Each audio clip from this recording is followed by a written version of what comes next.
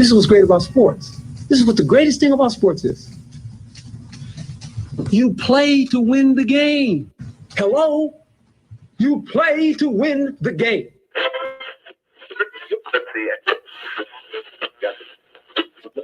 Winning isn't everything, but it's the only thing. In our business, there is no second place. Either you're first or you're last.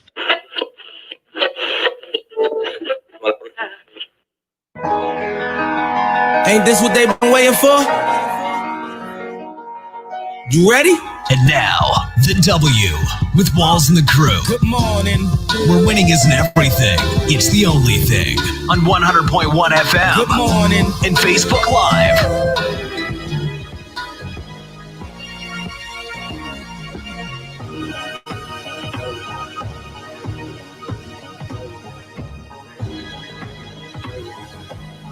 Good morning. Another Saturday morning with your guys at the W Show. As always, we thank you for tuning in, whether you're in your car on 100.1 FM, One Kansas City Radio, or watching us on one of our social media live streams, whether it be Facebook, Twitter, Instagram, or I said Instagram. We're not live on Instagram yet, but you can follow us on Instagram. Also, subscribe to our YouTube. Coming up on today's show, we have a lot to get into, fellas. The Kansas City Chiefs quarterback Patrick Mahomes has signed a 10-year contract extension worth $503 million. Yes, that's right, $500 million. But for 10 years, though, is it worth it? We'll have senior editor Fansided Matt Verderam. He'll be joining us later to discuss. Also, Q, your team, the Eagles. Wide receiver Deshaun Jackson, he made a social media post earlier that caused him to be penalized for conduct detrimental to the team. Also, coming up in about 30 minutes, we'll be joined by Negro Leagues baseball president Bob Kendricks.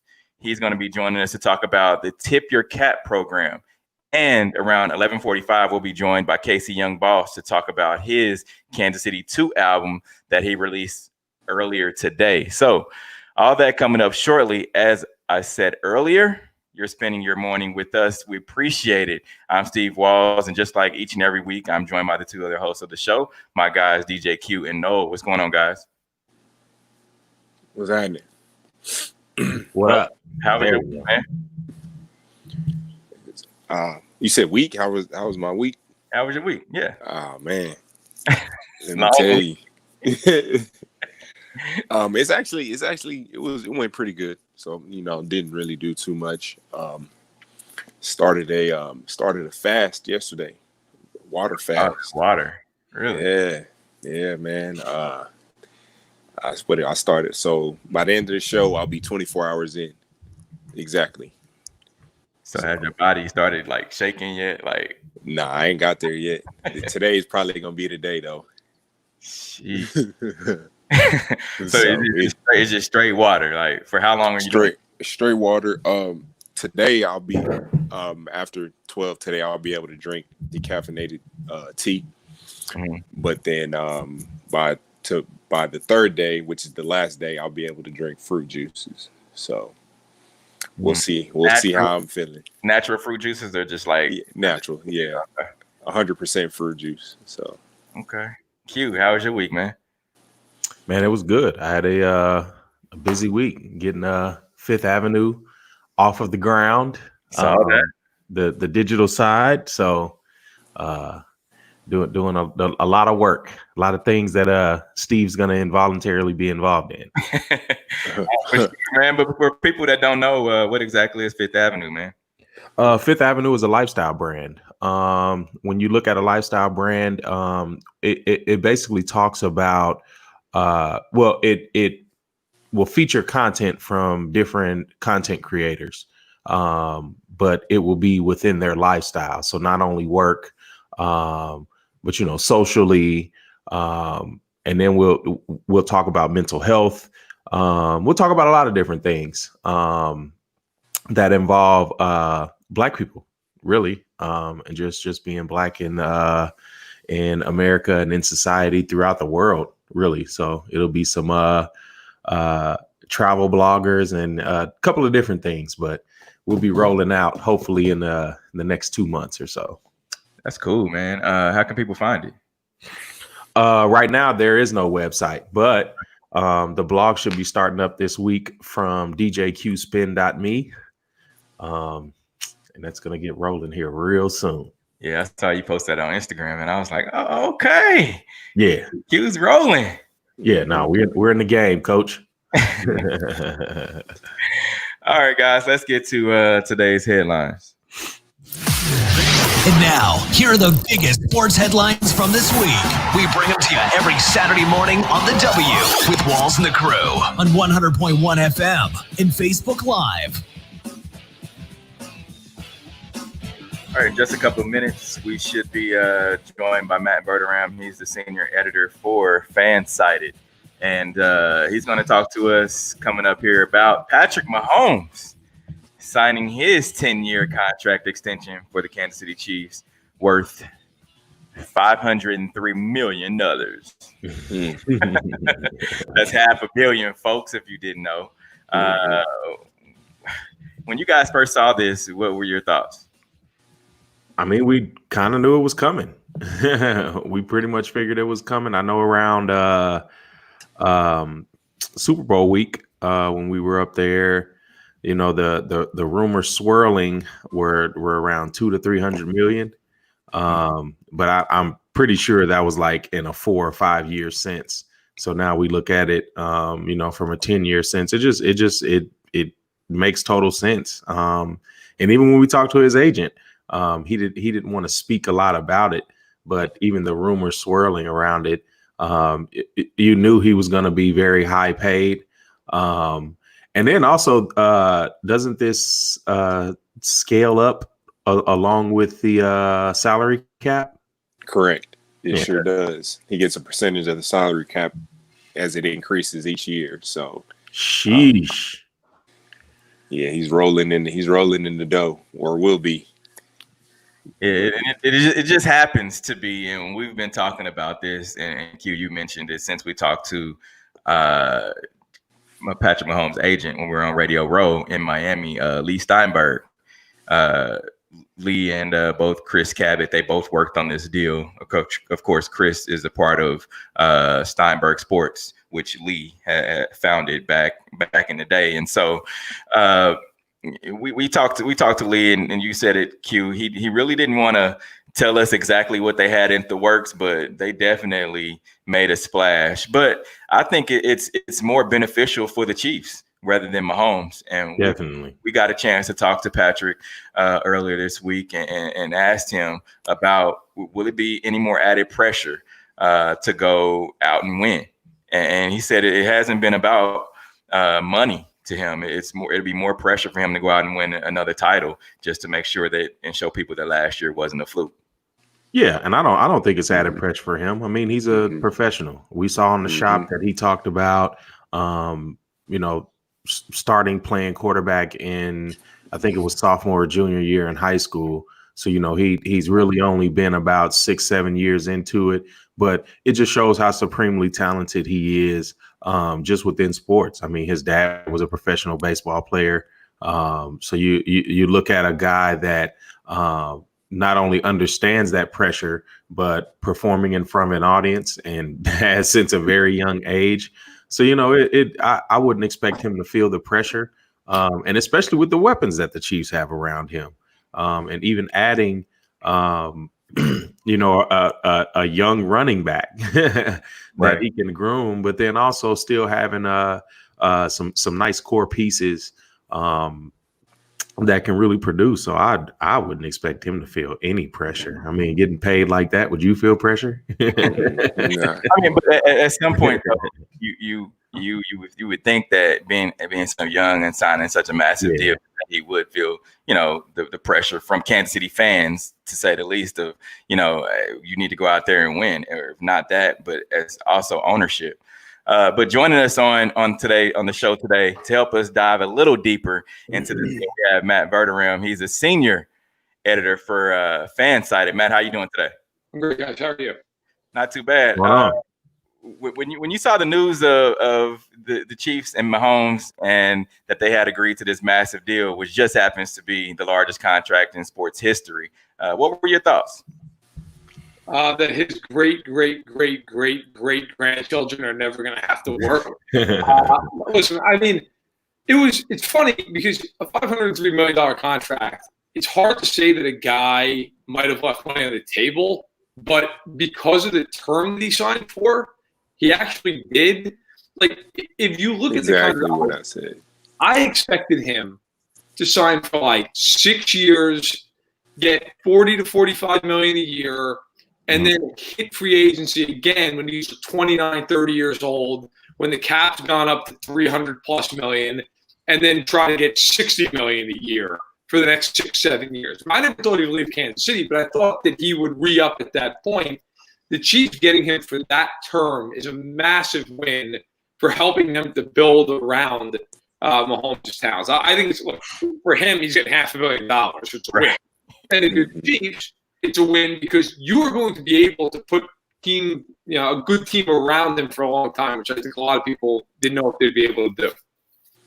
And myself, I thought the contract was a little too long. I thought that they would do a 4 to 5 year deal. And to me, when you're signing that 10-year deal, of course you want to have money put around you. But from Patrick's perspective, it seems as though, and when we talked to him, he said that it's not about money, that he wants to keep players around him. However, do you feel like the Chiefs got over a little bit? I think the Chiefs are pretty happy with it for sure because you say, well, $503 million, okay, which is a ton of money. There's no doubting that. No player in the history of the NFL had ever signed a contract for half that much before.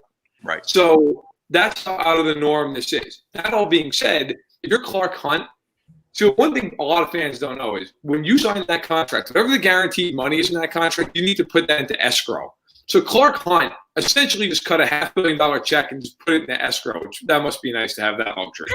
But you look at it, look, the Chiefs are going to get more money for parking, more money for concessions, more money for tickets, way more money when you're talking about advertising with them as a business. They're going to get a lot more money in terms of how much they can charge businesses who want suites. So they're going to make this money back. They don't care. It's all baked into the cap anyway. And now because they have Patrick Mahomes, you're going to make so much more money off it on the back end. And if you're Mahomes, you're going to probably make, over the course of that contract, you're probably going to make double that based off of the outside revenue you're going to generate. Oh, great. Old Spice wants to do a commercial. Fantastic. They want to have, want to have my own cleat, my own different brands all over the place, the clothing line. Mahomes is probably going to make $1 billion over the next 10 years. When you factor in everything. So I think that the Chiefs, look, you feel great about the deal. And if you're Mahomes, again, you got $503 million over the next 12 years, and you're on a team that's favored to win the Super Bowl this year. And you just won the Super Bowl. So life's pretty good. I would agree with everything he just said. If before he got here, if I had a chance to speak, I was going to literally say all of that. So, yeah, 100% that. Like, he's not feeling any pressure. He just signed the biggest contract in sports history, probably will be the biggest for a long time as well with the way the terms are set up. So congrats to him. And also to your point of him not really like taking as much as he probably could have, that just shows how much of a competitor he is to me, because that means, I really want to win. Like, yes, I have this huge contract. Yes, I deserve that. I earned that. But at the same time, like, I know, like, I have the city of Kansas City on my back now, and I can't win football games just by myself, if that makes sense. Yeah.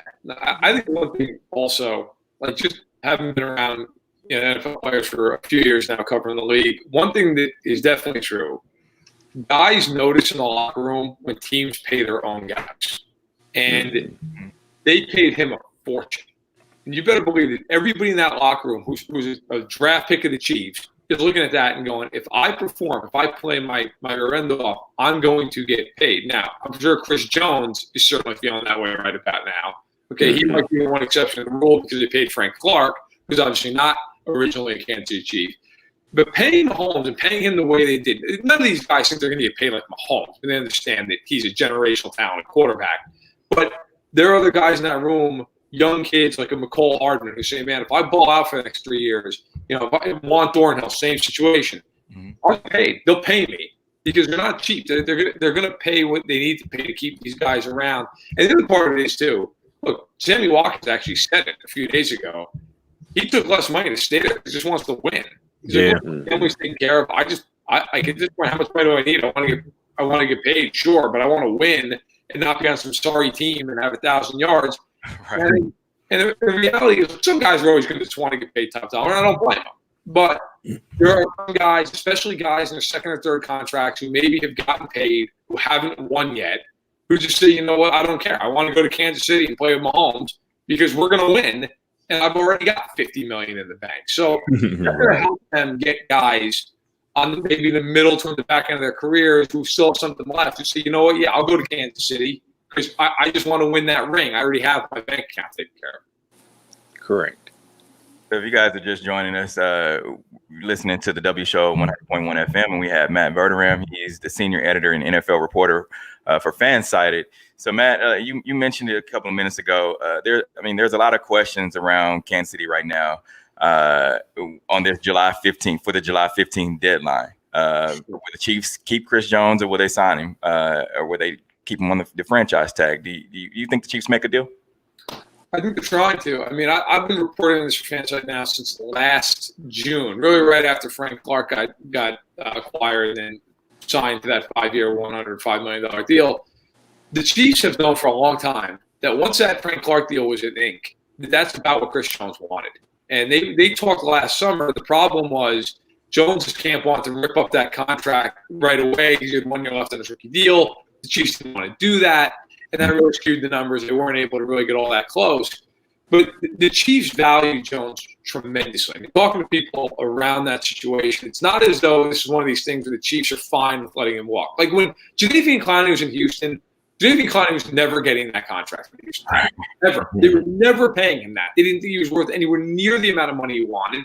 And to be fair, while the Texans screwed up the trade and only got a third-round pick, like he's still sitting out there because no one's willing to pay him $20 million a year. Chris Jones is absolutely worth that money, and Chiefs know it. I think the biggest problem right now is with the coronavirus. The cap was set to go up significantly next year. Now it looks like it might be flat. Yeah. And so it doesn't. We're losing him a little bit. You still with us, Matt? They do pay him. There you where go. Next year's cap hit is not massive. So that's going to be the trick. I think right now you have better odds that he's on the tag this year than he is that he's signed. But I don't think it's because of a lack of interest on either side. Jones's camp wants to stay in Kansas City. The Chiefs want him. Look, I wouldn't be surprised if he plays his yard on the tag, as annoying as that may be for him, and then they tag him again next year and try to sign him again once they understand the landscape moving forward with the coronavirus and the cap and everything else. So I think he's going to be on the Chiefs this year one way or the other. It's just a question of, can they find a structure over the next couple of days that works to keep him there? Because they're going to have to be creative next year with the cap probably staying right where it is. And you mentioned the Chiefs possibly could keep the franchise tag on him, which would give him around $16 million for this season. However, he said via Twitter that he may take the Le'Veon Bell approach and may not play. What are your thoughts on that? I do not think he's going to do that. And the reason being, okay, Le'Veon Bell sat out the second tag. Le'Veon Bell already got paid the year prior because he was on the tag, and I figured exactly what his tag was, but it was a significant chunk of change. Chris Jones, look, not to minimize making $1 million a year, but Chris Jones, compared to other NFL players, has not gotten that big check yet. And so I get it sucks not having the security long term, but it's $16 million. It's $1 million a week. He is not going to sit out and miss those games. He might sit out all of camp. I can see him doing that. I can see him sitting out until there's like 5 days left in training camp. If I was him, I probably would. But I think he is absolutely going to say, play the games, and then I'll go from there. and go ahead, no.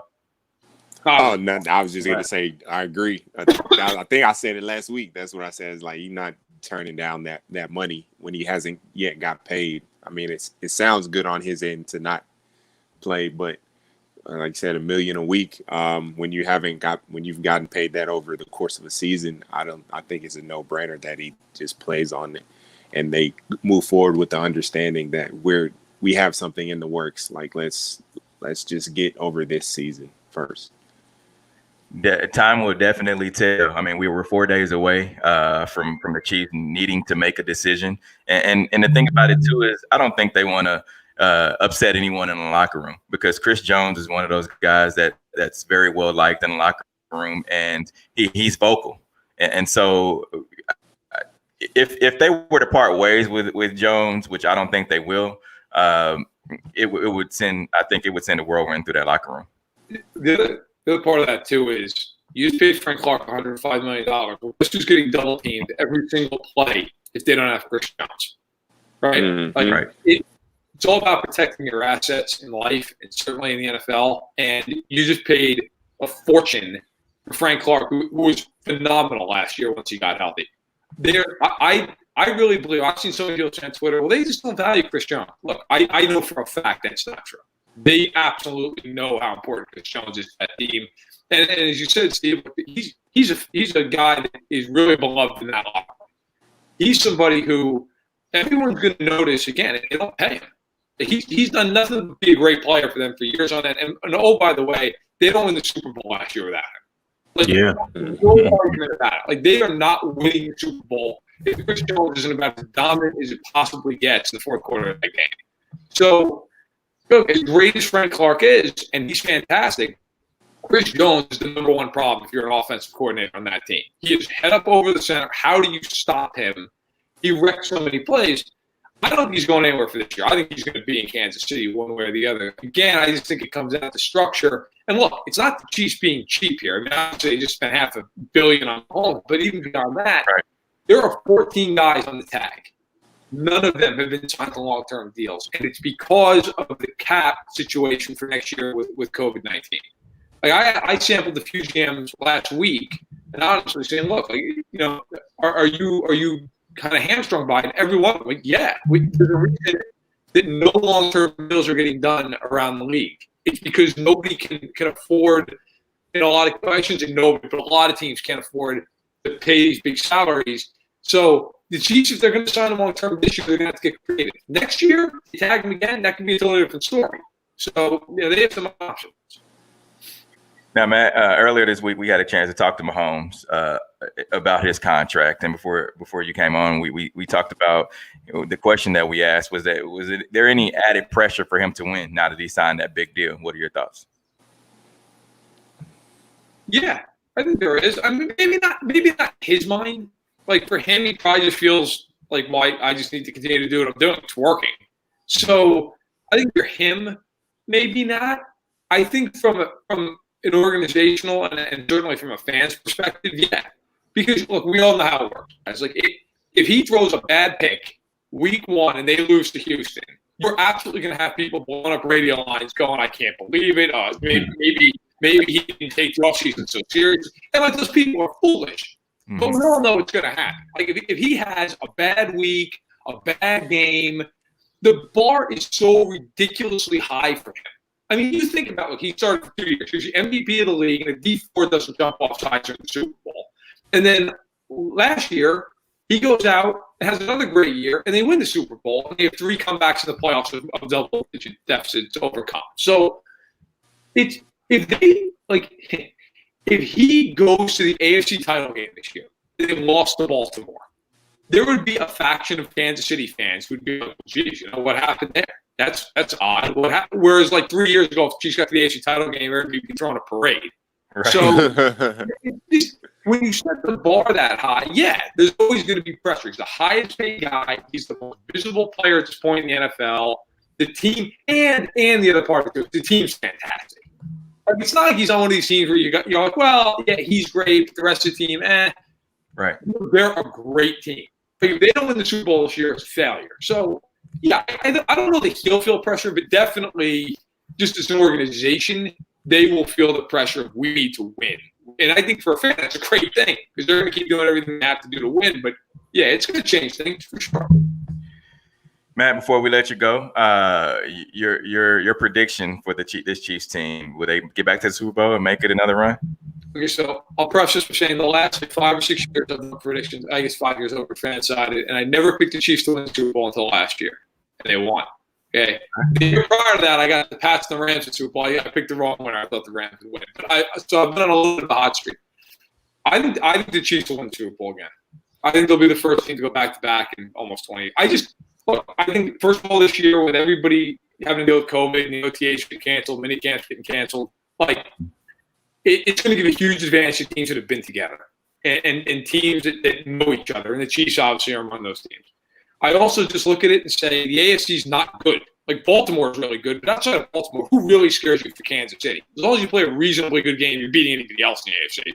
Right. And as much as I respect the Ravens, look, and I'm a big Lamar fan, but he's got to do something in the playoffs. Like they haven't won a game with him yet. And I don't frankly put that on him. I think mostly that's just bad luck. First couple of years, things happen. But the Chiefs have the advantage of knowing they can do it. Baltimore thinks they can do it. That's a big difference. So for now, look, the Chiefs are the best quarterback in the world. They've got probably the second best coach in the league. And they've got a defense that by the second half of last year was pretty damn good. And I think should only be better. They didn't lose anybody of major significance. So I know how hard it is to win and even harder to repeat, but I'm taking that. If you made me pick a team, I think they'll win it again. Matt, we appreciate your time. Hopefully we can have you back on again soon. Anytime, guys. Thanks for having me. All right, thank you. All right, that was Matt Verderame. He's the senior editor of FanSided and also NFL reporter for FanSided. So we appreciate Matt for joining us on the show. No, you being from Dallas, man, seeing someone else that's not from Kansas City that joins the show that bleeds red and gold. You could just tell that he's a Chief. He loves the Chiefs. Huge Chiefs fan, but he also I get the feeling that he's a pretty objective Chiefs fan. Like when he talked about 3 years ago, you made the AFC Championship, everybody threw a parade, and now if you don't win the Super Bowl, it's a complete failure. That just says that he understands sports for one thing, and also understands his fandom shouldn't be on the side of lunacy, which is more than I can say for a lot of my fellow Cowboys fans, but it's okay. we're gonna get there one day. But I feel like with Mahomes, I know we're continuing to talk about him, but I feel like with this deal with Mahomes, it also kind of gives the city a feeling of we're on our way up there. Like we're getting ready to turn into, because the city is getting closer, so to speak, as far as things are getting built in different places. Roads are getting fixed. We're adding stuff. We're getting the Whataburger. It's all because of Patrick Mahomes. Yeah, exactly. And so it just seems like the city is turned a corner. And I personally feel like now with this deal getting done and him being here and him being the face of the NFL and all this money possibly coming into the city, I think it's only a matter of time before things like an NBA team comes to Kansas City, or anything else, any other major franchise coming here, major business coming here and making the city of Kansas City something more than it's ever been. So I think this is huge for Kansas City. Yeah, NBA team might be tougher for Kansas City, but it's possible. I think, and I only say it's tough because the Sprint Center is booked out. Not the Sprint Center anymore. Yeah, the Sprint Center. Look, Sprint Center. Look. This is we're not gonna acknowledge T-Mobile today. Okay, not today. It's still Sprint Center for me. And I posted that on Twitter. I'm gonna call him Clay. I'm gonna call him Clay. Yeah, I'm gonna call it the Sprint Center. Definitely. But it is now going to be called the T-Mobile Arena. We're jumping ahead a little bit, but that was in our Hate It or Love It segment, fellas. Do you hate that move or you love that move? Let's save it. We can save it. Okay. We can save it for sure. That means you got to keep watching to hear our answer. We're going to take a quick break. Coming up, we're going to have Mr. Bob Kendrick, president of the Negro League Baseball Museum. He's going to be joining us. And also, we're going to talk to Deshaun Jackson. We'll be right back. The W Show. You're tuned in to the W with Walls and the Crew, where winning isn't everything. It's the only thing. On 100.1 FM and Facebook Live. Hey, Steve.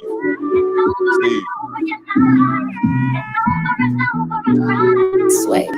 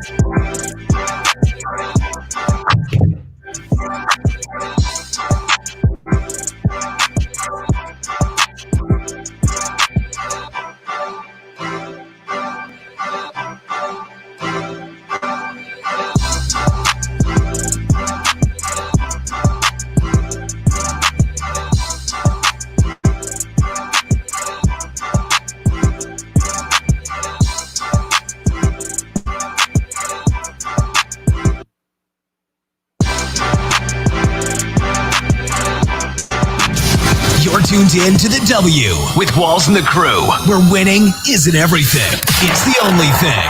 On 100.1 FM and Facebook Live. We're back in on the W 100.1 FM, Kansas City.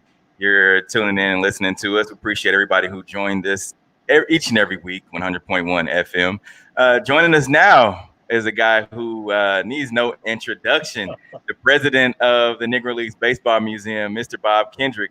First of all, Mr. Kendrick, how are you doing today? How's your family doing, living through what we're living through right now? It's a blessing. Everybody is good, and I'm doing good. I just tried to hit the golf ball and hit it pretty good today, Steve. So, I'm feeling all right. Good to hear that, man. I know we talked yesterday, and it was calling for a little rain today. Were you surprised that you were able to get out there and get it? You play 18? We got 18 in, and golfers are the most optimistic people in the world. We always believe that there's going to be a window of opportunity to get that round in no matter what. And so we were very fortunate today. The rain kind of held off and turned out to be a beautiful morning for golf. Now, Mr. Kendrick, in recognition of the 100th year anniversary of the Negro Leagues, you've come up with the Tip Your Cap campaign. Talk about that idea and how it was brought to life. Well, every now and then you get a crazy idea. And for me, it was just a way, Steve, to try and salvage some excitement in and around the centennial celebration, which many of our plans, of course, as you well know, had been derailed by this coronavirus pandemic that we're all enduring. And so June 27th was supposed to be our National Day of Recognition with Major League Baseball. So for the first time ever, all 30 Major League teams were going to honor the Negro Leagues in an unprecedented show of solidarity. And we were going to have an in-stadium tip your cap with players and fans.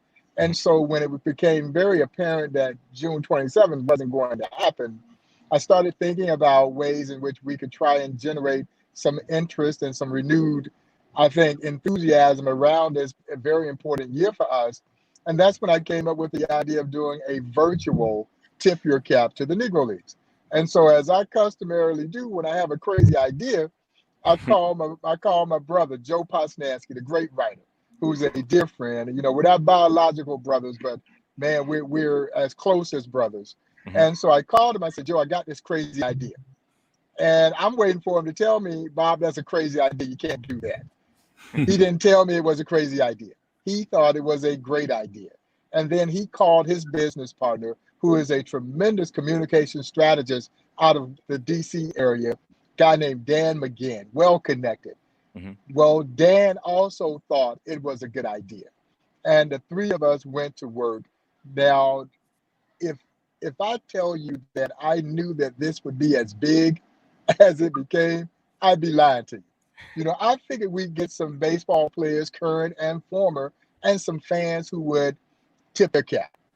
But when we launched this campaign last week, we had 4 U.S. presidents, including President Obama, President Clinton, President Bush, and President Jimmy Carter, General Colin Powell, Michael Jordan, Magic Johnson, Bob Costas, I mean, the Billie Jean King, the list just goes on and on of notables who embraced this effort that we were doing. And as you well know, in our sport, there's nothing more honorable that you can do than just a simple tip of the cap. Right. It is the ultimate show of respect in our game. And so, man, this thing just went viral. It just absolutely went viral. You know, 2 days ago, we get a video from actor Paul Rudd, who paid tribute to the late, great Buck O'Neil. He's got his Buck O'Neil t-shirt on, his Monarch cap. No, it was just a beautiful tribute. And so this thing has really just taken off. And, you know, I couldn't be more prouder and more excited about the reaction that we've gotten from this. Now, one of the coolest things that I saw, other than President Obama, was the astronaut that did the outer space. Yeah, no, we went outer world, man. You know, excuse me. Yeah, we literally went into outer space. And astronaut Chris Cassidy, who was aboard the International Space Shuttle, he tips his cap. You know, it was one of the coolest things ever. And so what is obviously done, you know, is certainly given even greater validation to the Negro Leagues Baseball Museum and to this very rich history. And I think anytime that you have folks who don't make their living in the sport or didn't make their living in the sport, acknowledging in this way, I think it sends a resounding message to everyone just how important the story of the Negro Leagues is both on and off the field. Now, Bob, it's such a great idea for this campaign to salute the 100 years of Negro Leagues baseball. Now, the museum is back open, correct? Yes, we just finished. This is our 3rd full week of being back open, man. And I can tell you, Steve, it's been amazing because we were closed for 3 months. And over the course of those 3 months, I was coming into the office. My team was off most of that time. I was coming into the office and I just could not even make myself go into the gallery. You know, it was just too disheartening to even go inside the museum space, to see it dark and to see it lifeless for 3 months. And so when we opened 3 weeks ago, June 16th, and I was joking about this the other day, the first visitor back was a young lady out of Brooklyn, New York. She and her husband were driving through Kansas City on their way to Colorado. He had some business in KC, so she decided to come by the museum. She didn't know she was the first person to visit since we reopened, and that was opening day. And I'm telling you guys, it felt for me like a Publishers Clearinghouse moment. Man, yeah. I wanted to release the balloons and the confetti, everything. Now, you know me, I didn't have no check for it. Right. But other than that, man, it was just great to see life back in the museum. And even though we're operating under some obviously very strict COVID guidelines as administered by the city of Kansas City, we've been seeing a steady crowd make their way to the museum. Yesterday, I did my very first tour. I hadn't even gone down on the floor to do a tour. I've gone down and meted and greeted people. But yesterday was my first tour when I had 2 young players from the Kansas City Royals, Bobby Witt Jr. and Nick Haynes, who came by yesterday. And it was great to see them. And, you know, I wasn't sure how I was going to get this tour wearing a mask, but somehow or another, I pulled it off. I didn't pass out. I thought I was going to pass out trying to get that tour wearing that mask, but we got through it and everybody enjoyed themselves. Yeah, Mr. Kendrick, I was on Twitter the other day and I was scrolling through and I see this Rights of Change No, Roots of Fright. I'm Roots of sorry. Fight. Roots of Roots Fight. of Fight. Absolutely. Yeah. Yes, sir. This Roots of Fight deal. Talk to us about that in collaboration with CC Sabathia. Hey man, I tell you what, it's really exciting because to have this collaboration with my friend CC Sabathia, who's been a longtime friend of mine and friend of the Negro Leagues Museum, guys. He started coming to the museum when he was with the Cleveland Indians at that time. Yeah. And he made his first visit in 2007. And like most of the players, when they come to visit the museum for the first time, it stays with you.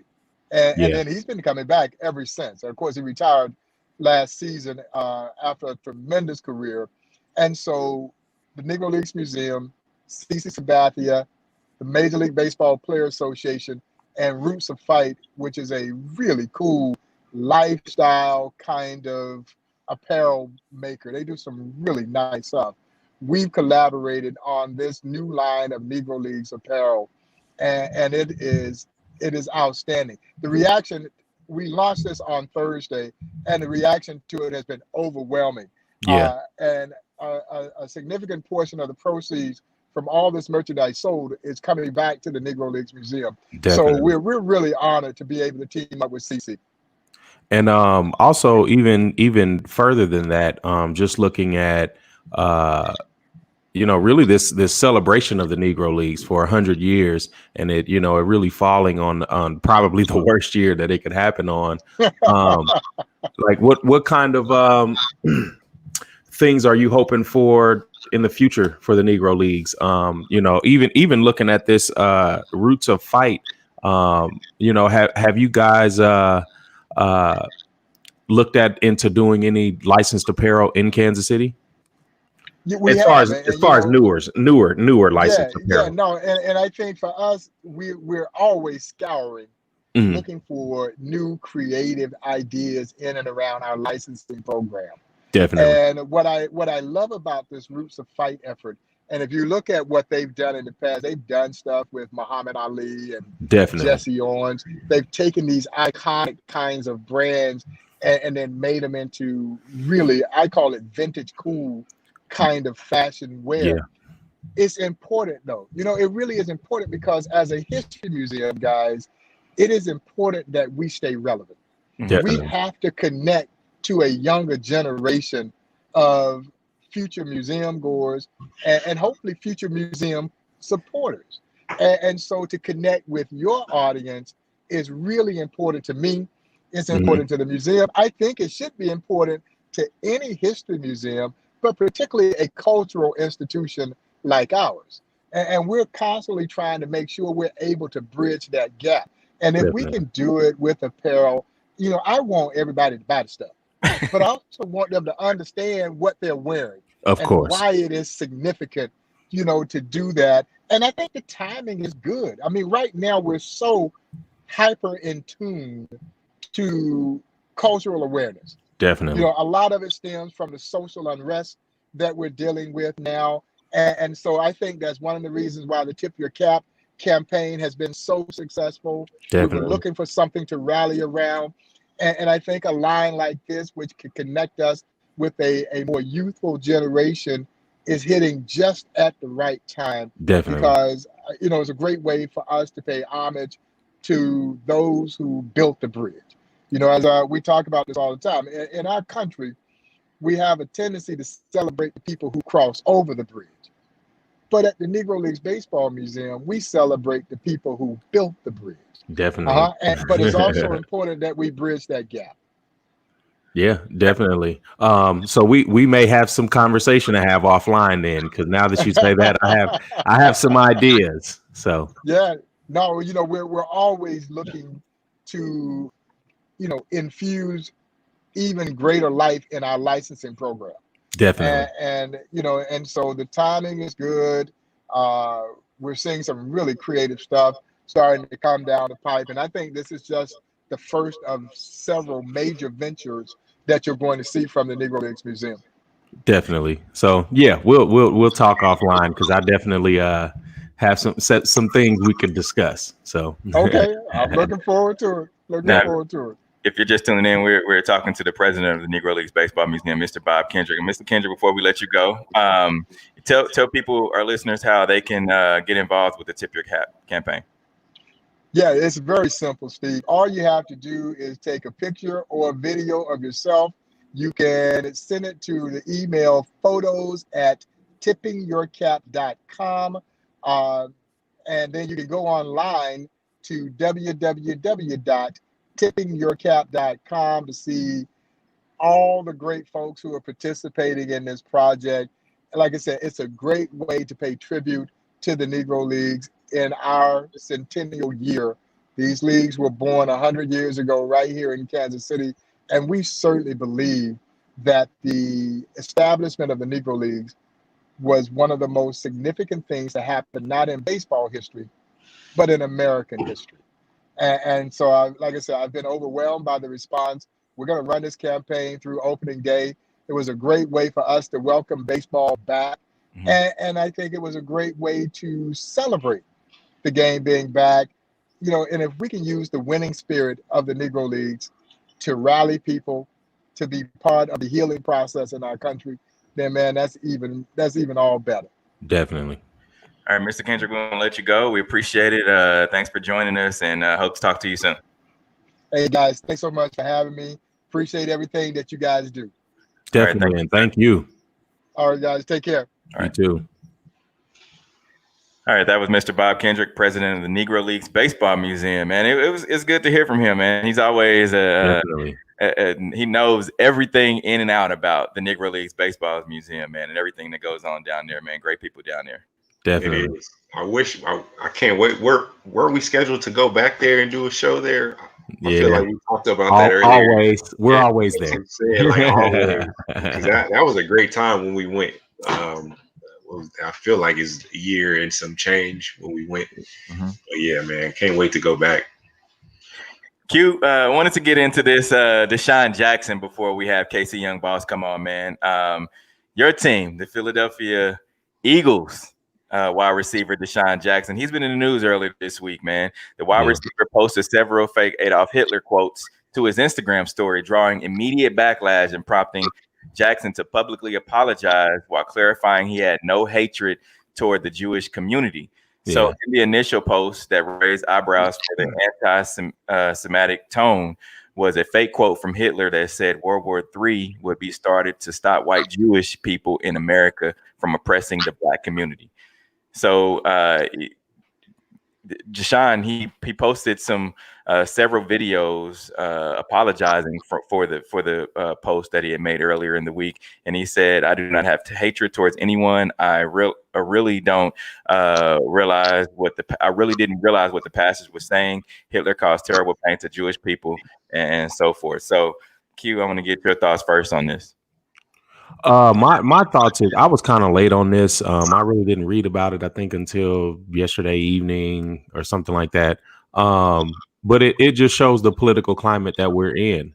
And it shows that as much misinformation is out there, well, as much information is out there, there's just as much misinformation. And for someone like Deshaun Jackson, I give him grace, for making that mistake. I mean, as we said, it's a fake Hitler quote.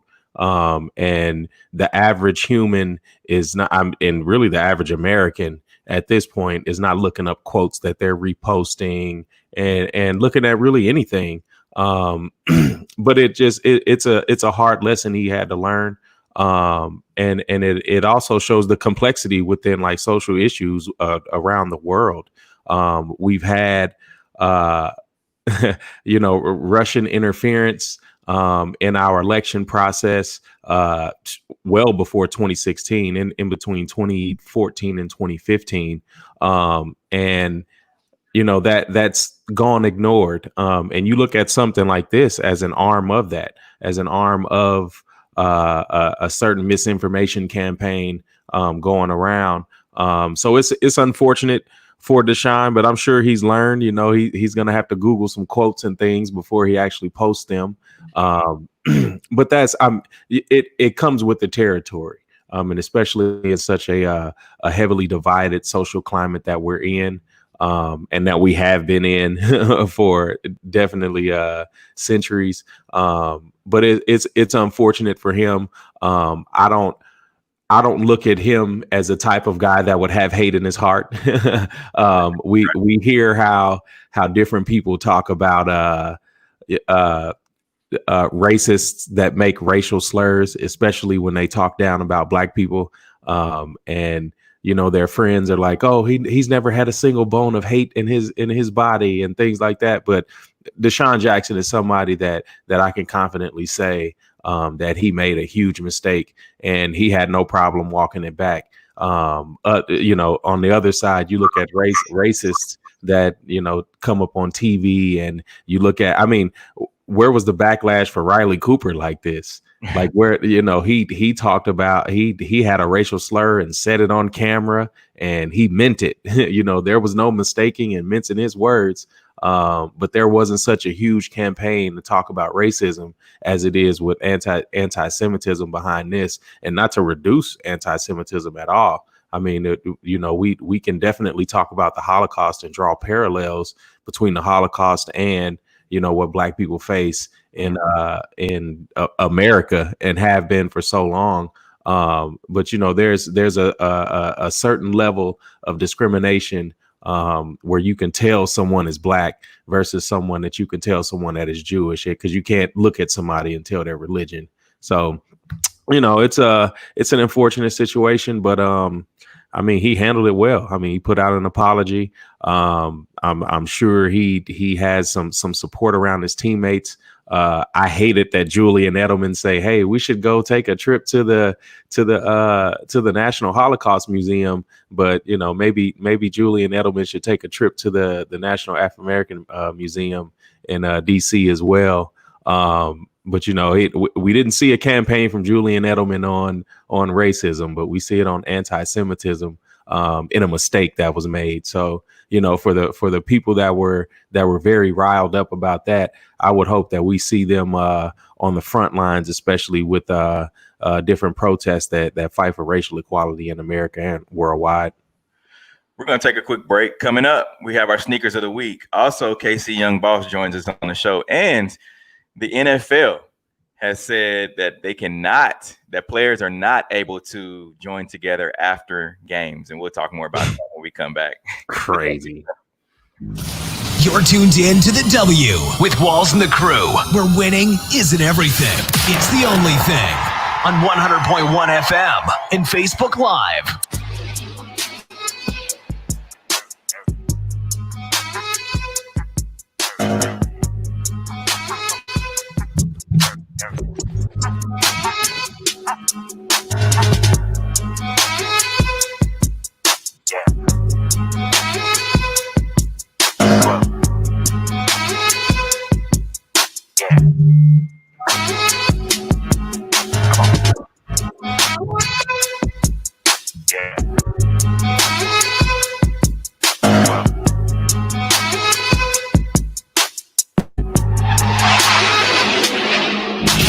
You're tuned in to the W with Walls and the Crew, where winning isn't everything. It's the only thing.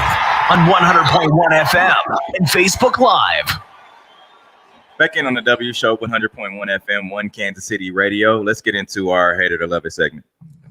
It's that time for Love It or Hate It. Hate it. If we love it, we talk about it. If we hate it, we move on.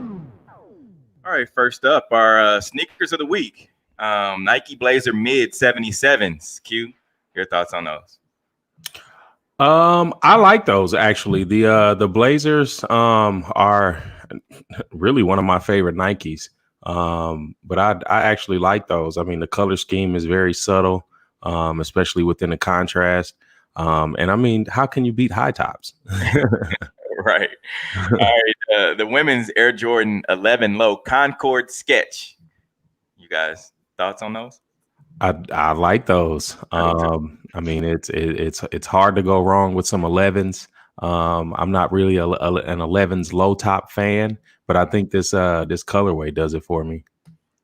All right, the Air Jordan 5 Alternate Grapes. I know these are Noah's favorites. I mean, they definitely they grew on me. They grew on me for sure. At first, when I first picks came online, I was just like, whatever. But they might be on par with the regular grapes, but only time will tell. See how people feel about these. But they definitely look great in person. All right, and as we all know, Kawhi Leonard has partnered with New Balance. And he has his first sneaker that has come out. There are 3 different types. We don't have the other 2, but here's the basketball of the First Light collection. You guys thoughts on those? Yeah, I mean, decent. They're not as bad as other New Balances. Not bad. I can like see somebody playing in these. Like they're not too bad. yeah. I hate that honeycomb thing that they're doing on shoes now. I don't rock with it. But that's me being detailed. Hate it. All right. So Q's old school, man. Longtime Eagles quarterback Randall Cunningham to serve as the Las Vegas Raiders' next team chaplain. Yeah. Randall Cunningham, now 57 years old, who has launched his own church in Las Vegas. It's called Remnant Ministries and serves as the pastor and will take over the team's chaplain this season. He told ESPN on Friday. Hate it or love it. Love it, man. My first favorite NFL player. Mm-hmm. Gotta love Randall. All right, the NFL has announced post-game contact will be limited in 2020. So according to Tom Pelissero of the NFL Network, the league is taking steps to keep the teams at a safe distance after the conclusion of play. So that includes teams being forbidden from post-game interactions within 6 feet of each other after games. So that means no jersey swaps, dapping up, or the prayer circle. You guys' thoughts on that? Yeah, we can sweat on each other and bleed on each other, though. Yeah, right. Yeah. Okay. You could sweat on each other. You could bleed on each other. You could do everything in the game. But coronavirus isn't allowed to run on the field. So during the game. I'm sorry. Yeah. No. During the after game, the game, COVID isn't there. Security precautions are a little lax. So now they push COVID on. Yeah. They're able to keep them off the field during the game. I don't know how. So Richard Sherman took to Twitter about this. He said, "This is a perfect example of NFL thinking in a nutshell. Players can go engage in full contact game and do it safely. However, it's deemed unsafe for them to exchange jersey after a game. Crying face emoji, laughing face emoji, crying face emoji." Goofy. Yeah. I mean, he said it all. And I mean, I'm glad Richard Sherman said that. I don't know how many players spoke out about it, but it shows the level of how playing the fence and not really taking a hard stance is something that a lot of conservative males in America fail to take when it comes to keeping others safe. When it comes to keeping others safe, it's not necessarily anything important, especially when it comes in the way of making money. And we understand that that's what this is. It's okay to not social distance while we're making money. But now that you're off the clock, stay away from each other, guys. All right. So colleges are announcing their plans for 2020 fall sports. So the CIAA conference has announced that they will suspend all fall sports and may move some to spring. The Ivy League has said no to fall sports.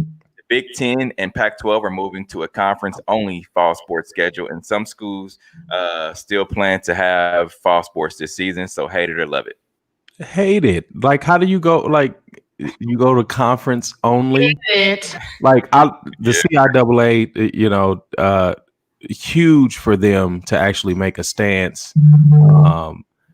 But oh my God. Like literally what we just said. Literally what we just said. No, it's literally the same thing we just said. Yeah, straddle the fence so we can make some money, but don't make a hard stance to save lives. Like that doesn't make it. So you think having conference games is gonna stop the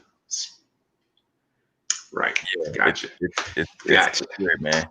All right, we're gonna sign off. We're gonna sign off of 100.1 FM. We're gonna take a few more minutes over on our Facebook Live and the rest of our social media pages. So if you're listening on 100.1 FM, we're gonna continue on find us on the W Show at the W Show KC on all of our social medias. That's Facebook and also YouTube Live and Twitter Live. So if you're listening 100.1 FM, until next week, we are out. Continuing on here on Facebook Live. So JJ Redick is in the news, man. I don't know if you guys heard about that, but New Orleans Pelicans guard JJ Redick recently said that he believes that the backlash from LeBron James and Kevin Durant faced for their free agent decisions was due in part to racism. So JJ Redick joined Bleacher Report's Taylor Rooks earlier this week and argued that free agent decisions that LeBron James in 2010 and Kevin Durant in 2016 received major backlash due to white people being uncomfortable with a powerful black man in a position of absolute power. Yeah, that's definitely what it is. You look at a lot of people being very uncomfortable, thinking that racial equality means that we're turning the tables. It means that black people are going to come in and just start killing white people indiscriminately. When it's really just, treat us like we're human just because we have darker skin.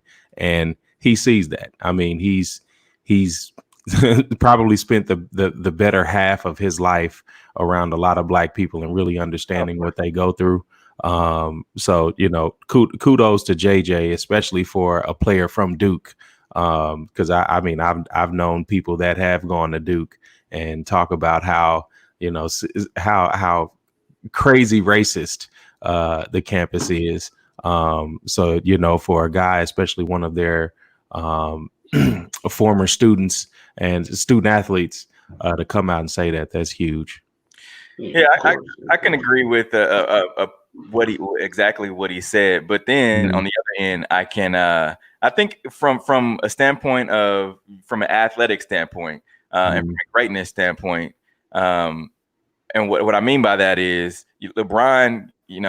People consider LeBron the GOAT, quote unquote. Mm-hmm. It's like, how can you go and join 3 other future Hall of Famers in Miami with Wade Bosch and Ray Allen, and the way that Ray Allen wasn't there yet.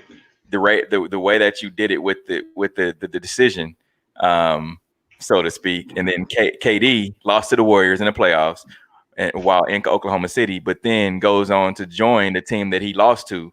That just didn't make any sense to me. And then now Draymond did and said some stuff that KD didn't like, so he jumped ship again to another team. So to me, both of those guys have asterisks by their titles. That's just in my humble opinion. Hey, no.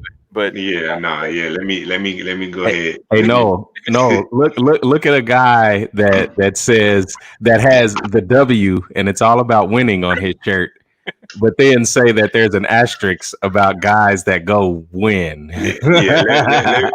For one thing, to Q's point, when we're talking to factions of different people, the people who understand your point, Steve, are not the same people that understand what Q's talking about, because those people, they don't even know anything about sports. All they see is black and white, and he did this and he's that.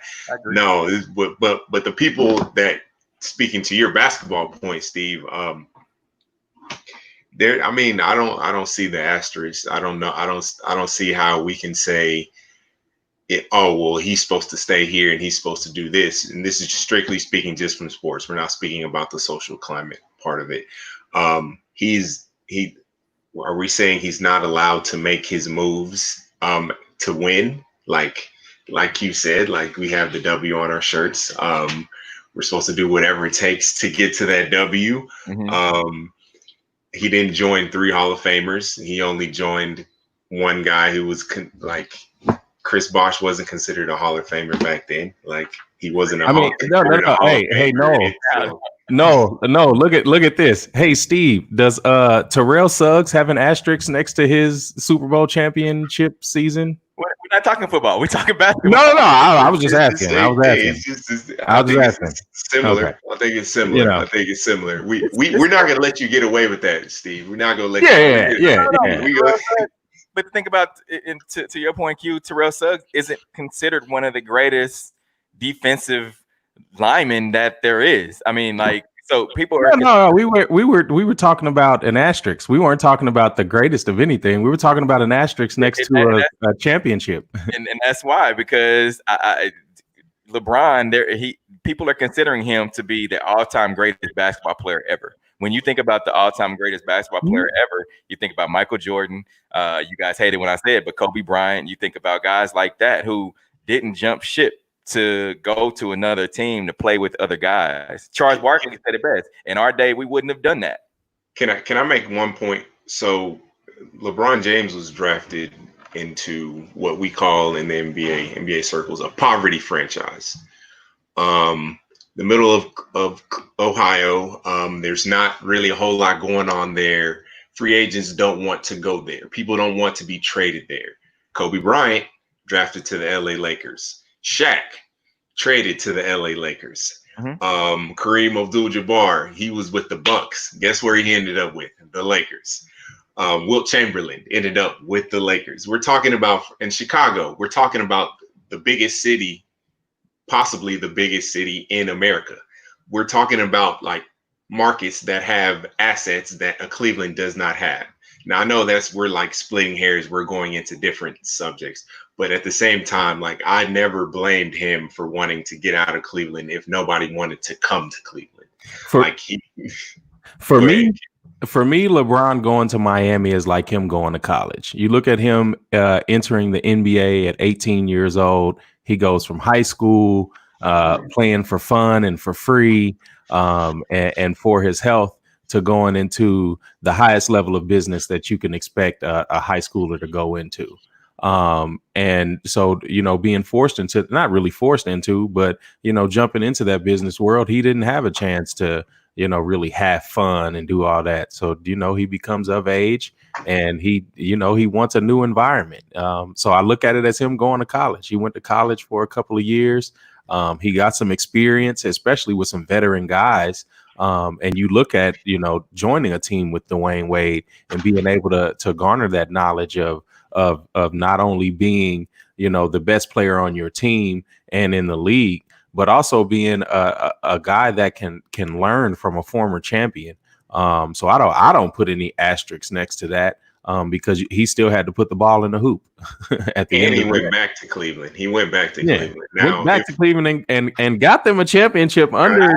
I have no problem with that. Not one at all. I have no problem with that. The only problems that I have is when he went to Miami and when KD went to Golden State. Now, if KD wins one in Brooklyn, yes. Those are two separate situations, and you know that. You know that. That Miami the previous year because of the comments that JJ Redick said. That's why we're tying it together. Definitely. Hate it. Steve hates it. We don't. Sure, man. But all right, it's good that JJ said that, though. That's ultimately. It is good that he said that. So the NFL, ESPN and NFL released the top 10 receivers list for the 2020 season. Not sure if you guys saw that list, but number one, you saw the list. So number one, they have Julio Jones. At number two, Michael Thomas. At number three, they have DeAndre Hopkins. At number four, Odell Beckham Jr.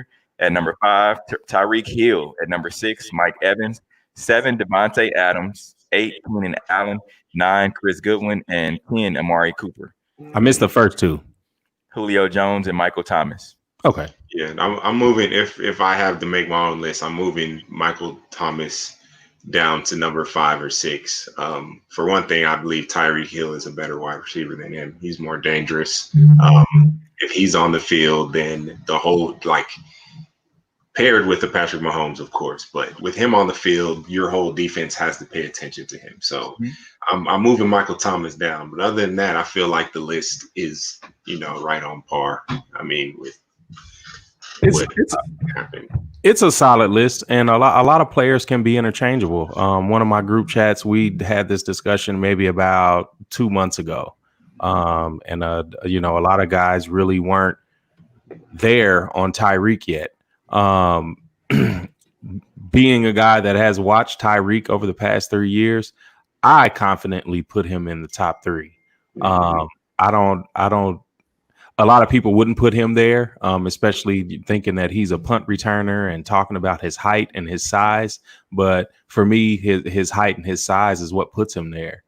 Being able to have that speed to overcompensate for the height that normal receiver, the normally, I won't say normal receivers, but normally the dominant receivers, they have that height and that size. You look at, a Randy Moss, you look at a Jerry Rice, these guys over 6 foot. Very, very, very tall, but having stature. But Tyreek is a dynamic player.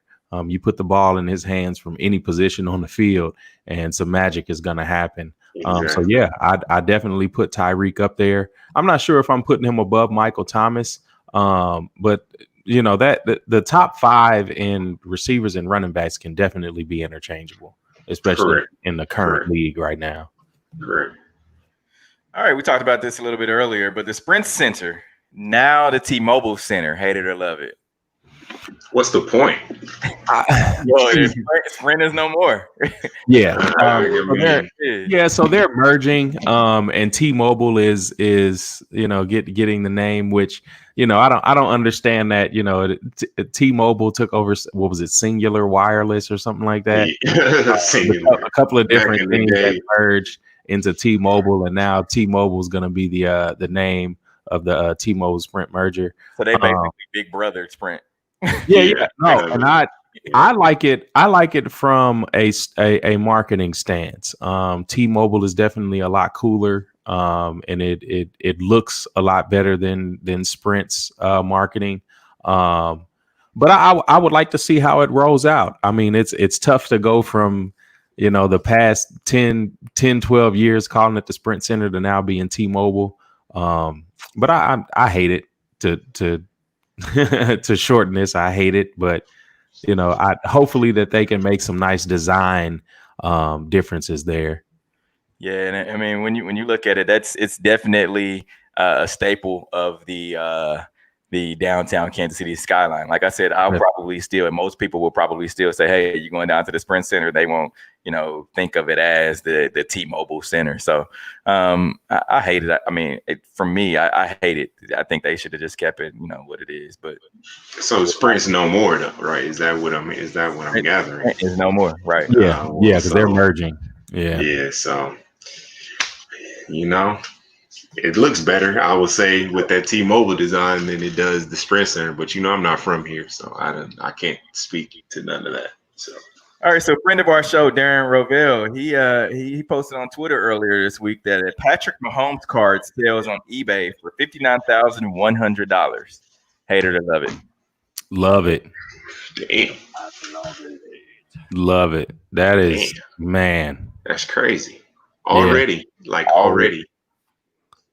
if you guys have I posted on my Facebook page that if anyone has any Patrick Mahomes memorabilia, check it out and see what it's going for. If you need some money right now in tough times. Right. Yeah. So, I mean, people check your memorabilia. And if so, after games, make sure you get your stuff signed as well. Yeah, definitely. That's important. All right, so the Chiefs sent out an email earlier this week to season ticket holders, and the email is saying that season ticket holders will receive a refund, or they will get they can do a credit for 2021. So they're basically picking the people because of COVID-19.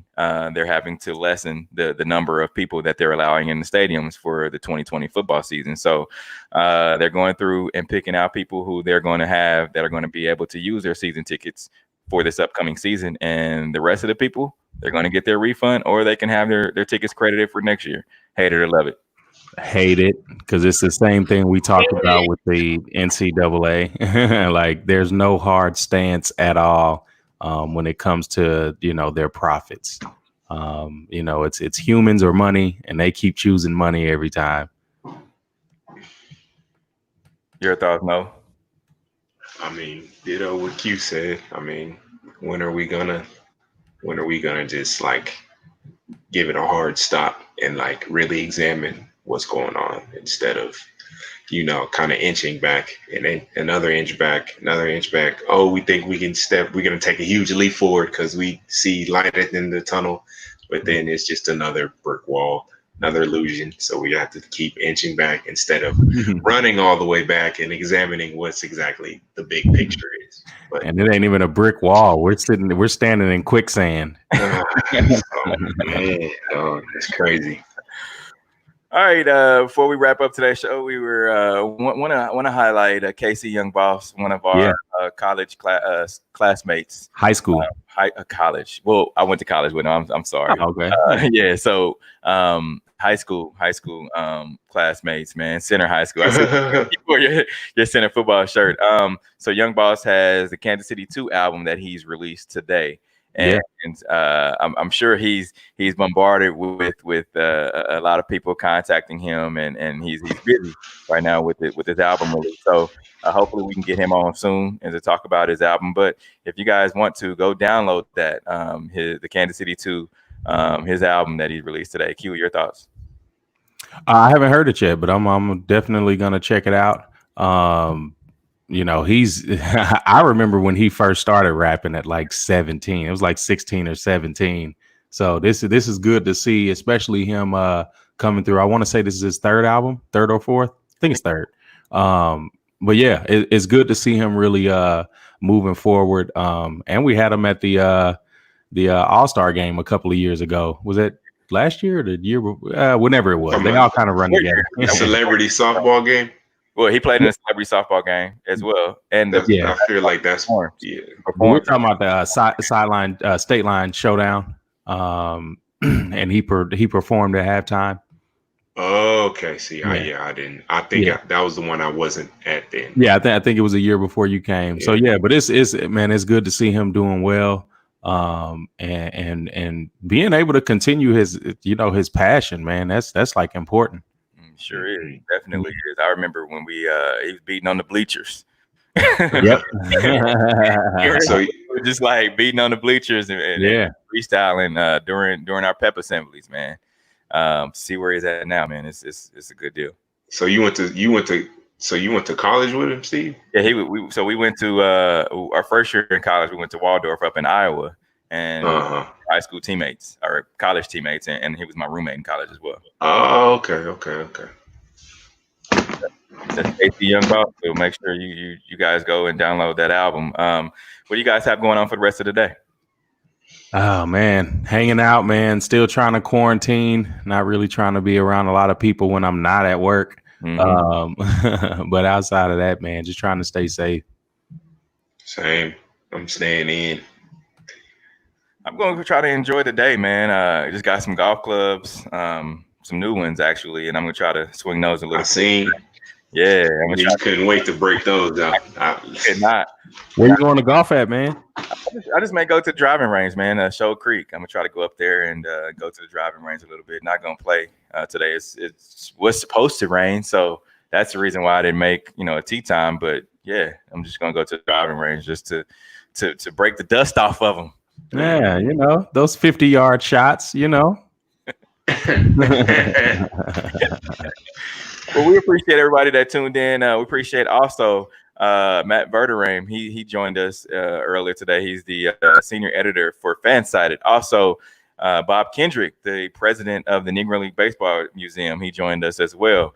So next week, remember, guys, like us on Facebook, follow us on Instagram, and also the rest of our social media, and subscribe to our YouTube. A lot of good content on there. So until next week, we are out. Peace.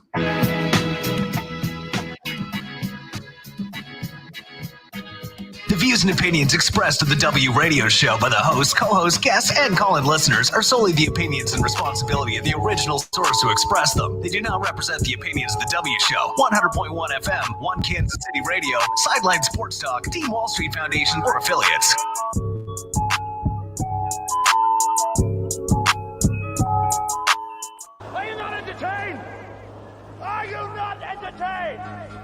this not why you are here?